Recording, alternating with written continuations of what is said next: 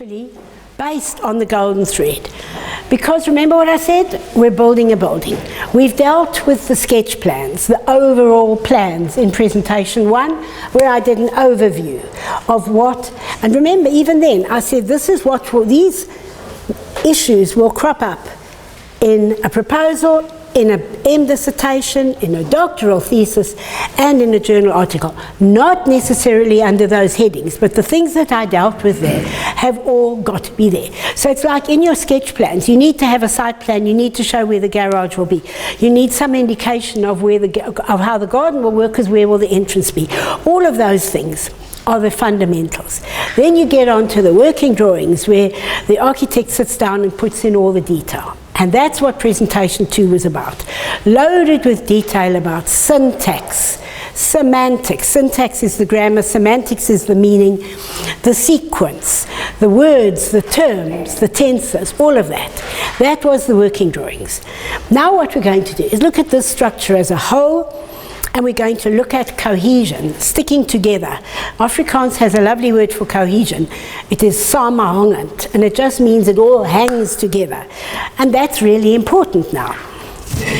Whoops. So we are going to talk about continuity, consistency, developing an argument, and it's all about how we do this with the golden thread. As far as the golden thread goes, I'm going to deal with all those C words: cohesion, continuity, consistent, developing the argument. Then I'm going to talk to you about the skeleton, the structure of your document as a whole, but then the structure of the sections and chapters inside it. And then finally, guidance. And that's when you talk to other people, when you communicate, when your reader, your supervisor, your evaluator, your examiner, the people who read your journal article, how you guide them just to make it easier. Signposts make things very easy. When I come out here, I've got to be very alert for when Ruth First is, because there used to be a sign on the freeway that said Ruth First 200 meters. Now that one's gone, but I know what it looks like. I missed it last year because the sign was down. So I've got to turn off, and I don't see Ruth First until I actually get into it. And so that's about the talking. That bit of talking is missing, and I have to take a jump. And so it's very important that your reader understands all those question words: what, why, how, when, where. So onto the golden thread and the continuity. We're going to talk about those 3 C's: continuity, cohesion, which is hanging together, consistency. You've heard me say consistency how many times already this morning? Use the same term, use the same tense. Make it easy for us to know what your frame of reference is. Development of the argument. We're going to discuss those, and I'm going to talk to you about an academic argument, and I will show how your argument leads to the action. Now you're probably wondering what an argument is. The action section, of course, is the data collection and results, the analysis and interpretation. And I'm going to tell you explain what an argument really is and how it leads to the production of your thesis, dissertation. Okay, now I always used to think an argument was what I had with my brother when I was small. But actually, in the case of a thesis or dissertation, the argument, according to the Oxford Dictionary, is a connected series of statements. I just want to ask you, if I sit down, can you all still hear me? Can everybody hear me fine? And I can see everybody except one person, so hello. Okay. The Oxford Dictionary says that an argument is a connected series of statements to establish a position. In the past, long ago, when people produced a doctorate, their thesis used to be their statement, actually. So it would be a statement that they made, and Einstein, who did the energy law, his statement would have been that E is equal to mc cubed. Now, I learned about that in physics. I don't remember what those things stood for, but basically it was the statement of what you set out to prove. But now we, of course, tend to convert it into a research question. So your research question basically expresses your argument. Yeah, so a thesis statement or main research question will present that argument. And yeah, it's fine to have a main one and sub-questions. I think it enriches it to divide it into sub-questions, because when you answer all of those, they should be consolidated to actually answer the main one. But I've talked to you a lot about continuity. And when I talk to you about research design or the literature, I said, by the way, this is not complete in itself, finish and klar. This is my literature study, this is my main research. Okay, now let me collect data and give the answers in tables.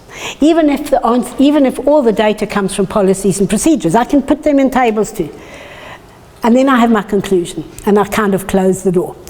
The point is this, that your main research question, which I'm now calling the more academic word of argument, has got to pervade the whole document. So we must all the time, I don't mean you go putting research question in every chapter, but just that you use that terminology, you just build it in, even if it's in the introduction to your chapter, you just show how everything you're doing is contributing to that. And I can't give you a rule or an example to do that, but I think you get the point. You get the point. What I'm saying is that you just need, your reader must never forget what you're aiming for. Don't go wandering off. If you have a conceptual model that you're basing it on, then show us how you're using it. Show us how you're using your research design. If you're doing action research, which is these iterative cycles, or if you're doing design research, and this is not a talk on research design, but if you're doing design research, it's a whole, design research is ideal for building prototypes and artifacts, and it's build, evaluate, build, evaluate. Your whole data collection section should show how you are building something, evaluating it, improving, and so on. So you've just got to keep that in mind all the time. Bullet 3 says, development of the academic argument should pervade the document. Each section must contribute so that it's a growing thing. Okay, but now, I think after me saying that this is so important, it's not difficult to guess that the next word I'm going to use is the last one in bullet 4, and that is focus. So you've got to keep focus. Don't wander off on a tangent.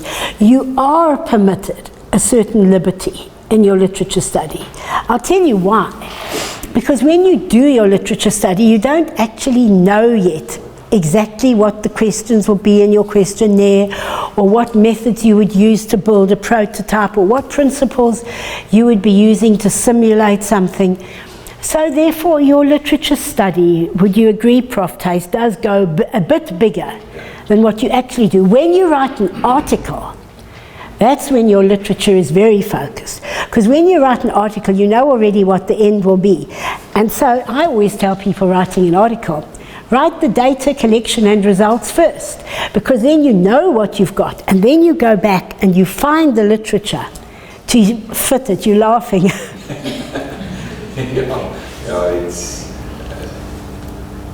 It's true, and that was one of my arguments to my talk also.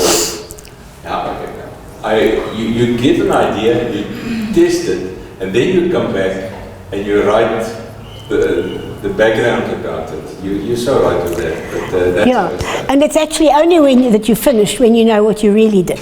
And then what you can do, and I have a family member who's just finishing an M, and who actually went back after writing the conclusion, went back to the literature study chapter, cut it from, I'm hazarding a guess, from 70 pages to 32, took out everything that was irrelevant. And I said, you know, I think it's okay as it is, because you're allowed a certain amount of exploration in your literature study. He said, not with my supervisor. My supervisor is all on focus. Therefore, okay, sure, I've got all this stuff that I'm pulling out. Maybe it will be useful for something else somewhere. But so you are allowed on your literature study to go a bit wider. It's okay, because you are building a foundation. But when it comes to the rest, please maintain focus. Don't have any questions in your questionnaire which are irrelevant, that type of thing. So in order to, reading bullet 4, formulate, develop and conclude this argument in a way that contributes to the body of knowledge, just keep focused. And the way to keep focused is to use that golden thread to provide all those C words, consistency, cohesion, etc., and you tie it all together. So, when you present the argument, and obviously this talk, which is very holistic, overlaps with things that I've said before, but that's nice, because if I say something and it's similar to what I've said before, it's like you're meeting an old friend, and it will sink in more this time. So, your literature survey has to be done by reading. Don't write too soon. First of all, just read and read and read, and then mark up the articles, whether you want to print them out and write key themes on the first page, or whether you want to mark them up by track changes or by red font or something like that. But read and read and read until you know a lot. You know, I would say that you could, quite honestly, just for a month, you could just read. And then after that, by then the themes are gelling and you kind of know what your headings will be, you'll know what you want to deal with, and then that's the time you start pulling in and starting to write your literature study. You see, I say there in the second bullet, read many sources before you start to write. Select the topics and contrast. Now that is important. You do need to have a preliminary guide as to what you want to use, because you don't want to waste your time reading something that's got nothing to do with your work. So you need to ask for advice. I have found a very good way of finding sources is to take an article which is very relevant to me, and then I look at the references at the back. Particularly if I read a paragraph in that article and it says to me, aha, then I look at who they cited in that paragraph. So it's a kind of a snowball thing. You know, you find a really good article that helps you with your work, and then you look in the back and you use that person's research to find yourself more articles. So that is what happens when you are beginning to have an idea of the themes you should investigate. Once you've read enough, I would suggest that maybe for a month you just read and then you start to write. Select the relevant topics and constructs, write notes about them, but also in your notes include the page numbers of the journal where you find them. Otherwise, you know, you find you've written something and you cite Johnson 2018. But then you get Johnson, okay, sure, I mean, it's not that bad, but the article is 23 pages and you've got to read most of it to find out where it was. So when you make references, put in the page numbers for your own assistance. So easy if you want to refer back. Okay, now try, once you are at that stage where you know some of the literature you need, don't do it source by source. I told you that in the previous one. Don't have a paragraph on this author and a paragraph on that. Now that you have got your main topic and your themes in mind, do your writing theme by theme, not source by source. Take concepts, put in rough words as subheaders, and then start pulling in the relevant stuff for that, even if you don't pull it in logically. In that you can say that Scott says this, and Mtiza says that, and Suhonen says that, but at least it's all there. You know, it's like throwing these clothes untidy into a cupboard. More about that analogy just now, because this is quite a fun presentation. All right, so you synthesize the sections. Once you've thrown the things in, you synthesize the sections, influenced on that theme by several different sources. Now, as I also said before, once you work with a theme like that, and you are writing about what a lot of people say about it, that really helps you avoid plagiarism. Whereas if you do it source by source, it somehow seems so difficult to write about what this person said without using their identical words. But when you combine a few and you give it some thought, you say, what's the overriding impression I got out of this? Then you can write that in your own words and then add sections from what the other people said, some as quotes and some just built in. But I know that you're looking forward to the literature talk next week and you're going to learn a lot then. Last bullet is something I've said before. Don't just go looking at theoretical books and textbooks. What helps amazingly is related work when other people did something in your domain or in a different domain, but like say it was evaluation. So they did, you want to evaluate, for example, you want to evaluate, let's say, some of the learning technologies used at this university, and you have a particular one in mind. or the engineers want to evaluate some of the systems in their lab, find something else that somebody wrote evaluating something different, and you learn a lot from the way they did it. So related work is super, but it's important to show how your work will be distinct. But already having read something similar, you're actually equipped, you understand a bit about what evaluation is, and you're ready then to start to do it yourself. Okay, the golden thread provides all these C words to solve our curiosity. Do you know what one of the most important things is for a person who's doing a PhD? It's their curiosity. They've got to be driven by, I want to know. And they've got to answer questions. With a master's degree, it's not quite to the same extent. You don't have to produce totally original work. But for a PhD, it's got to be novel. In a master's, you can do something similar, sort of parallel to what somebody else did, but your findings, the data you collect must be different. But you are driven by curiosity. You really want to know. And you're not just doing this as a technicality because your parents say so, or because everybody in the family does it, and you actually really don't like it. And I quite honestly say to people, we don't all have to be academics. If you actually find you were so glad you got your bachelor's degree and your honours degree, and you're on your feet, but now you really want to go out in practice and do it, then that's also okay. And some people might find that they really are benefiting from this, but they also know it's really not what they want to do. Then there's nothing wrong with saying, I want to do something different. I want to be in practice in the real world. Because you've got to be driven by that curiosity. And if you find this sort of thing bores you, there's nothing wrong with you. You have got other skills. But as far as that in curiosity goes, it's what do we want to find out? Okay, well, we've already talked about how we find content from the literature review. And then your first interpretations actually come from the literature review, not from your data collection. Your literature, you'll be amazed at the end of a literature study how much you already know about your domain. Not stuff that you were taught in your honours class, because you've gone into a specific area to become a specialist. So you are already making interpretations and deductions. Then at the empirical stage, from data collection analysis. Now, we are working from the basis that empirical does not mean observation, surveys, experiments. We are saying data collection can also mean collecting literature sources, not just for the literature study, but for primary data. Policies, annual reports, procedures, manuals, all that type of thing. And that is then your primary data. But even before you collect it, you've already done the foundation. But I can't help saying, I am hoping that some of you will change your mind and do empirical survey with an experiment. I think you engineers and the people in IT, I really do believe you have an opportunity to do experiments.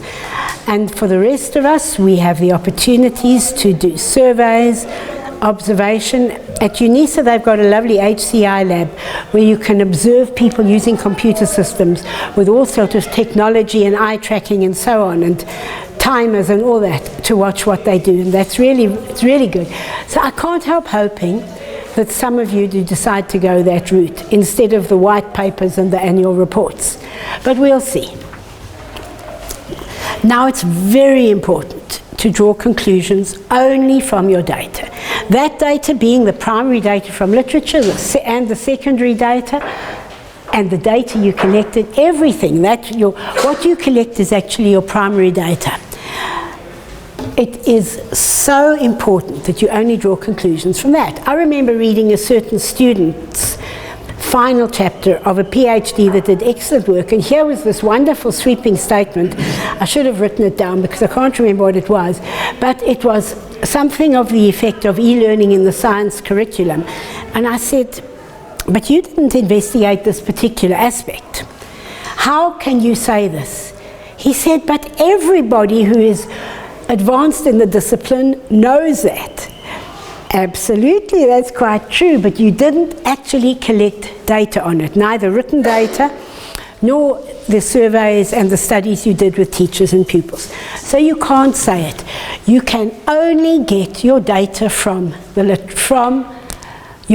data comes from the literature and your own research into the data collection and then analysis, and then that leads to your conclusions. But I've told you the long story, now I'm going to show you the pictures. So, I said earlier, but you might have missed it, it was one of the many things I said, your problem statement. What is the real world problem you are addressing? Your problem statement leads to your research question. Your research question, in turn, is often translated into sub-questions. If you're doing a very quantitative study, you might well use hypotheses. Okay, now, just see that arrow. That arrow continues, and it is running into theory. And the theory comes from your literature review. Nothing now in this graphic is new. It's just simply graphically presenting what I've been saying to you for about the last 10 minutes. So you know what you want to do, you've got your questions, and now you read the literature to get the theory. Then you pull out the relevant concepts. As I said, you are allowed to go a bit broader in a thesis or dissertation literature review, although not in an article. There, the focus must be tight. The literature must only be what is directly relevant. In this case, you can go broader, but the most important things are the things that are really relevant. And you need to write about these. There are constructs which are like units of knowledge. There might be guidelines. If you're doing practical work, guidelines are there for the how to do it. Guidelines are there for how to. You might want guidelines. There are principles within the domain, perhaps scientific principles for engineers, definitely formulas that give relationships. In ICT, there will be the type of systems you use for certain things, and there will be criteria. If you're going in for evaluation, one of my favorite, you need criteria to evaluate. Each one, as you write it up roughly, you provide the reference to where you found it, and I didn't say it in the diagram, I said it in the detailed talk. Always give yourself the benefit of a page number, so it's easy to go back. Well, now you've got all that, the day comes when you're ready for data collection. Now, when you collect, what I have done is I've done it in two ways, because I know that in ICT, where we are situated in computing, a lot of people build artifacts for their study. They don't just find out about something by questioning, they actually build. With design research or action research, they create an artifact. So I have also included the fact on the right hand side that prototypes might result. Right, now on the left, I'm talking about data collection of primary data. So you might collect it by method A. You might produce a prototype A. Very often in data collection we use two methods. So that's why I'm showing that. If you only use one method, then the right-hand side wouldn't exist. But if you are using two methods, then you would have method A, method B. You know, a lot of people who do surveys will do a questionnaire survey, and they will also do interviews where you probe in depth and you follow up on interesting avenues, whereas a questionnaire is a questionnaire. It's pretty fixed. You might have some open-ended questions where you say, please elaborate on your answer. But you know, the combination of questionnaires with the stuff you want to get from everybody, from a big target group, the combination of that and interviews is a fabulous way of getting information, because the interviews are qualitative and they probe in depth. So your method A and method B might be a questionnaire and interviews. If you're building in the lab, you might now use your literature to start working on developing two prototypes and comparing them. So we are allowing in this for doing things in more than one way. But it can also be fine if it's only one way, but I'm allowing this diagram to show more. All right, that is what I've got. There we go. Then we come to analysis. You've got to analyze the results, whether those results are the results of a research method that collected data, or whether it's analysis of the artifact you've built. Remember, I spoke about design research, build, evaluate, build, evaluate. Whatever you've done, you've got to analyze it. And then, if you did do more than one method, which I love, I have found in the School of Computing where I came from that most of our master's degrees used more than one method. Some even used 3. In fact, some of you may remember Prof. Patricia Alexander. She was here last year. Any of you know her? Trish. And she was in one of these talks, which I gave 2 years ago. And we were talking about this thing of collecting data by more than one method. She was sitting in the back there, and she said she wanted to tell us about one of her students. And this particular student had collected data by 3 methods. In fact, I think it was a TUT student. I don't think it was a UNISA one where she was previously. And for a master's degree, this person had used 3 different methods. And then how enriching when you pull all of those findings together. So you see the golden thread running through that and culminating in the results, all the time maintaining focus. Now what I'm going to do to explain in a little bit more detail what I've just done in that large diagram is I'm going to take the 2 with the red blocks. Can everybody see the red blocks? Okay, so what we're going to do is, for the moment, we're just going to pull that out. Before we come back to this, we're going to pull out those and just have a look at what they say to us. Yeah, the next slide enlarges the red blocks to show how you use your secondary data from the literature to form a theoretical foundation and how you can guide your data collection with that foundation. So your literature study can lead to data collection. They're not separate things. The way in which your literature study leads to data collection and the way yours does are different, but you've just got to describe that link in your work. So in all of those cases, the data from the literature was used to guide the research instruments. Right, now this is something that Prof. Tay spoke about earlier. When you use a questionnaire, it is quite common to use a standardized questionnaire. It has a huge advantage. It's had factor analysis done on it, and its validity and its reliability are proven. But the advantage of a new and customized instrument is that it's tightly focused on your study.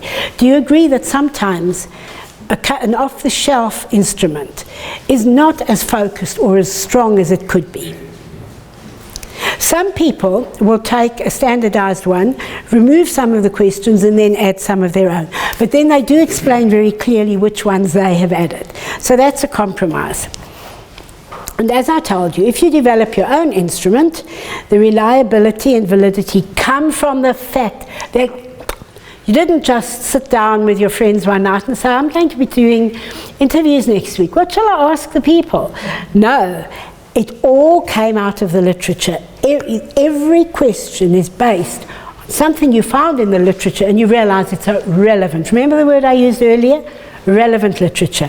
And that gives you that helps to make your data instrument, and then you pilot test it. So you don't have the established validity and reliability of an off-the-shelf questionnaire, but you have your questionnaire where the criteria came out of the literature and you pilot tested it to show that it worked. And the nice thing about a pilot testing is you can change it. I've never had the experience, but I think it must be absolutely awful. If you collect your data and when you're finished, you realize it's not adequate. Some of it is useless, it was a waste, but you don't know enough about what you did. Now, if it was interviews, maybe you can go back to the same people, but if it's a questionnaire, you really are stuck. I think you would have to call it study 1 and get what value you could, and then you would do another study with a better instrument. So, but if you pilot test, you don't have to do that. And ideally, you should pilot test with at least 15 people, and then you find the weaknesses in your instrument. Okay, so now we're going to look at those two, which I pulled out. What does this tell us about how you use the literature?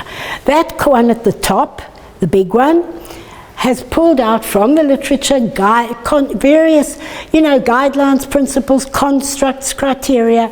That covers a wide range of research, but you may have other things that would work for your problem. And then you list them underneath. You write for yourself why, just to motivate yourself. Why did I look for that? How is it relevant to my topic? You may actually decide that for my particular topic, criteria weren't relevant or something. So you do that, and then over on the right-hand side is that reference with a page number.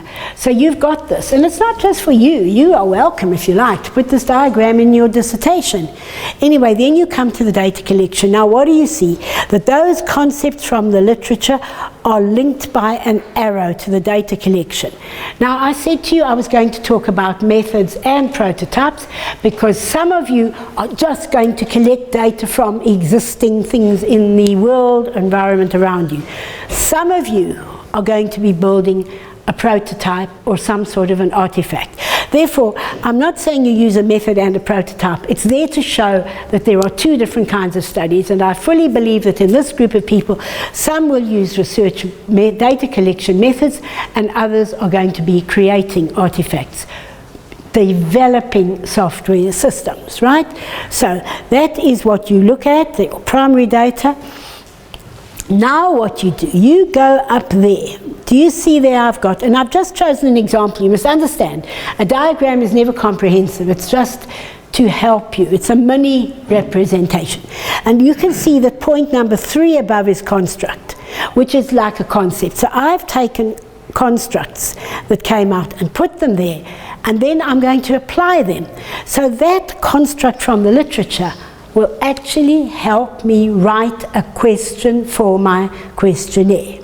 If I had not had construct, and similarly BBB will help me write question 2. Questions, by the way, can be phrased as questions with a question mark, but usually we phrase them as criteria. Let's say we are looking at the navigation in a computer system. Then we will say, it is easy for me to find the section I want. So instead of is it easy to find the section, you will say it is easy for me to find the section I want, and then with Likert scaling, you know the story. Strongly disagree, disagree, no comment, agree, strongly agree, right? So you will write it as a criteria. But anyway, that's if you are having a questionnaire. If you are building a prototype, you probably won't put construct. You might well put the principles and guidelines, the things that you've learned in the literature about building the kind of software system you want to build. And so there, you will probably write down, you will not have construct, you could have guidelines or principles, or maybe guidelines and principles. And then the application, you will write for yourself how this will help me develop what I want to develop. Now, do you see how this feeds the literature directly into the data you collect, whether you collect it from the world or whether you make the data by building something? And then similarly with that one, you do the same sort of thing if you've got another method or another prototype. Obviously, somebody who develops a prototype might also have a data collection instrument. This is just a very general graphic to show what happens. Now I've popped it back there, and you can see how the theory leads to the concepts, how the concepts lead to either instruments for data collection, or methods for constructing something, or simulation principles. Then there's the analysis, and we pull it all together. So now that was back to where we started with the golden thread. I just wanted to show you that very important part where the literature linked to the data collection. I wanted to show you that.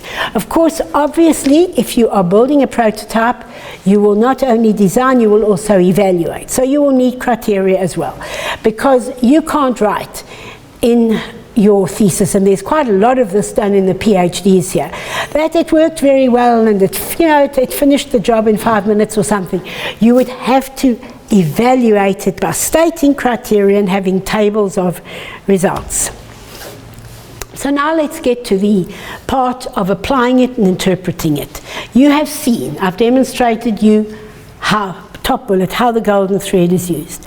So what was in that sequence? Problem statement, research question, lit review, foundation of the practical research, the research instruments or development guides, analysis, now interpretation and discussion, conclusion. Just make sure. Now I think you can see those 3 C words. Cohesion, it all goes together. Consistency, you define the terms you want to use and you stick to them. Continuity, it all flowed. And very important, as I said earlier, but I'm saying it in more detail, your interpretations and deductions must come from the data collection, but particularly from the analysis. So your analysis leads you to your discussion. Comparisons with other literature are very important. For example, this is in line with the findings of Seniola. Draw your conclusions only from the data. I have said that many times. Now let's have a look at how you tie your conclusion chapter to the place where you started. Well, chapter 1 in an oversimplified version has got aim, objectives, research questions, intended contribution, how you will the validity and reliability, a mini literature study, and is the data triangulated. That's when you have more than one research method. Now you come to the final chapter, and that X does not mean a Roman 10, it's just chapter X for the unknown. Your conclusion might be chapter 5 or 6 or 7 or 8, whatever. And what do you do there? Top line, you go back to the objectives. You start off by reminding the reader in golden thread what you set out to do. Don't just do a Nikes. Research is one place where we don't just do it. You remind us of the objectives or the research questions, and then you just have a paragraph, not a long one, half page max, in which you revisit each research question and give the answer you found, also with a cross-reference back to the particular tables that answered that question or that described how you built that artifact. Then you talk about your contributions. You're doing masters. You may well, probably most of you will make a practical contribution. Some of you might make a practical and a theoretical, because look at your work very carefully just to make sure. Do you have principles that you actually synthesize that contribute to the body of knowledge? Well, if so, congratulations, because you got a theoretical and a practical contribution. But in your master's degree, just a practical would be enough. And in a PhD, some people can bring up a methodological as well. Many people can't, because they took a method and they just used it. They didn't develop the method. Reliability and validity, absolutely critical in a PhD thesis. Not as important in a master's degree, but nonetheless important enough to deal with it. It's much easier to deal with it in a quantitative study where you had SPOS and S, and you did factor analysis and Cronbach's alpha and SEM and regression and all the rest of it. That obviously contributes to your validity and reliability. And then, these days in academia, we never finished with anything until we have reflected on it. I spoke to somebody yesterday. UNISA has the honours exams written in January, February. So I was talking to somebody, a UNISA colleague that I encountered, who has just finished their marking. So I said, oh good, did you get your marks in? Whew, what a problem. He said there's a huge reflection document to go with it. And that took a lot of time. Well, I remember when I marked exams at UNISA, I remember very well that we had a reflection document which said, in which questions did the students do well? And then the next question was a big open block, and it said, why? That's academia for you. In which questions did the student do badly? Why? And then, how will these results influence the next exam you design? So you get it, it's reflection. So similarly there, the bottom bullet, You did it this way. What was the value of those data collection methods? Do you think that the research design you chose really served? And this is where you have to be honest. Because remember, you can actually get brownie points by being honest. Let's suppose that in the end, your study didn't go as well as you would have liked. Well, I can promise you the examiners will find it. But you will really get brownie points if you reflect and address the weaknesses. You could say it was unfortunate the study was not able to ascertain doof. And then this would be a suitable subject for further research. So acknowledge the weaknesses and say how you could address them. That's very mature. As scientists, we're always self-reflecting and self-examining. So do that. You know, what was the value? But maybe your action research was fantastic. Absolutely, you can say action research was marvelous. It gave me the flexibility to change my research methods as I went along. It was great. So whether it was good or bad, just reflect a little bit. So there we have the golden thread linking your first chapter to the next one. Yeah, this is interesting. I've said it, I basically touched on it just now. What if you had, well now this is a different one. What if when you look at your objectives, you actually realize that when you did your chapter 1 like 2 years before, you had written in a certain sub-question. I had a student who actually did this and completely forgotten it. Wow, have you failed? Are you a desperate disaster? No, you've probably done plenty of good things. If your work is coherent and the overlooked aspect is not important, then go right back to the beginning and just after checking with your supervisor, consider removing the objective that you didn't achieve. Because anyway, the thing is cohesive, even without it, so that's fine. You know, how did that happen? But I remember this actually, a lot of this is written on personal experience. I had a student from one of the sort of central North African countries, a very tall and a very striking man. He came from one of the royal families of chiefs. Unfortunately, in one of the revolutions, the family had to leave. He was actually brought up in another country. But that dignity just remained with him. You know what I mean? Some people have got such stature. And he was a man you respected immensely, and he was very, very dark. And when we were going through his final thing, he came to me with this whole thing. And we started at chapter 1, which we probably hadn't looked at for 4 years. And then I saw that it said that he was going to investigate a certain something or other with phenomenologically. So I said, now this is very interesting, the phenomenological analysis. How and when are you planning to do it? Well, I've never seen a black person go grey like he did, and I realized that my joke was a very bad one. So I said, okay. He looked at me in absolute horror. He couldn't speak. So I said, but, you know, if you had done it, do you really think it would have added much value? You've done a marvelous study. It's so self-contained. Do you need that? No, I don't need it. Okay, so what are you going to do? Go back to chapter 1 and whoosh, just delete that objective. You didn't do it. Okay, so as I say, you've got to keep your golden thread. But why did that thing get forgotten? Because actually it wasn't really relevant. He wasn't doing a phenomenological study at all. He didn't do it. So there's the answer. Look, I've repeated the same slide. Let's ask how it happened. Well, the answer is, it's too long ago that you last checked chapter 1. And just maybe you could actually identify a problem. In his case, the problem was a non-problem because it was basically irrelevant and we could just drop it. But it does mean that when you use the golden thread, you need to go back to chapter 1 from time to time, either to modify your research methods or else just to eliminate something in chapter 1 that was irrelevant.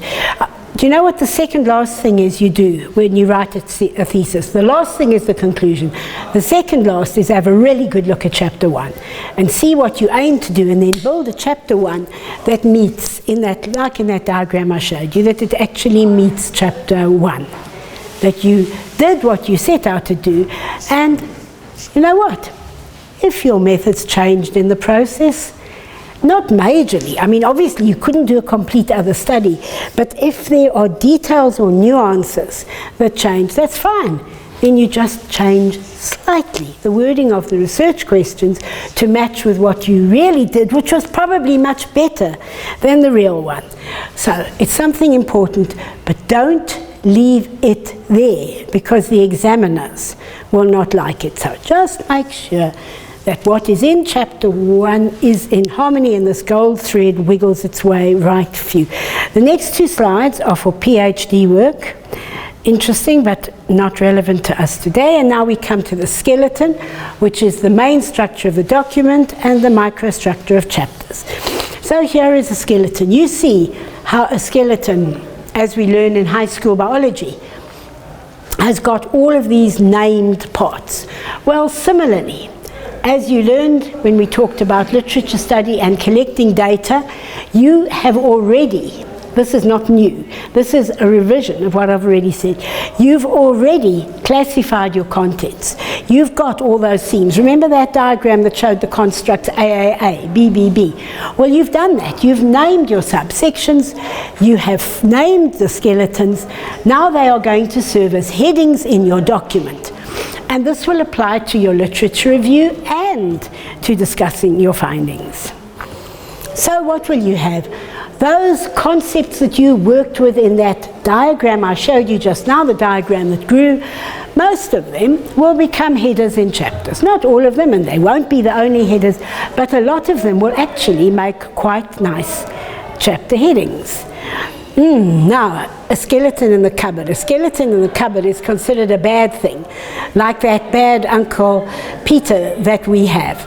And that's the skeleton in our family cupboard. In this case, the skeleton in the cupboard is a very good thing because we're thinking of that skeleton in the cupboard with all the named sections. So the skeleton becomes a cupboard and the shelves are the academic content. There you have it, you see? So you've got those titles which have driven up, and now you are going to be writing up and you've got those titles. You may do something like this in your literature study. You may also do it when you present your findings. And what do? You pack the content in.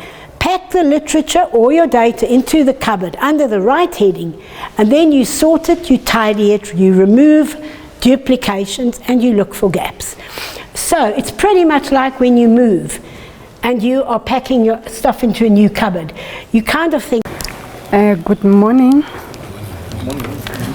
Thank you for this opportunity, and I would also like to apologize for arriving a little bit late. I have probably missed on some of the presentation that would have maybe collaborated well with the presentation that I'm going to do here. It is always important to attend at other speakers so that you don't repeat what it has been said. So, and also thank Tendani for allowing me as a very young person to come here and share the knowledge.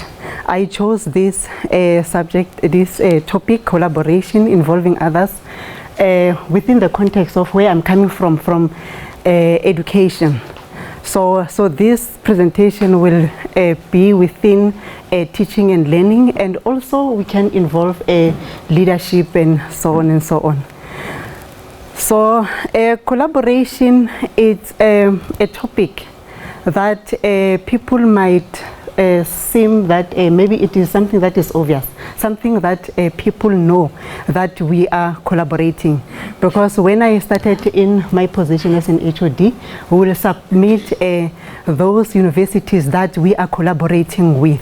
So we will submit because we are requested to do that.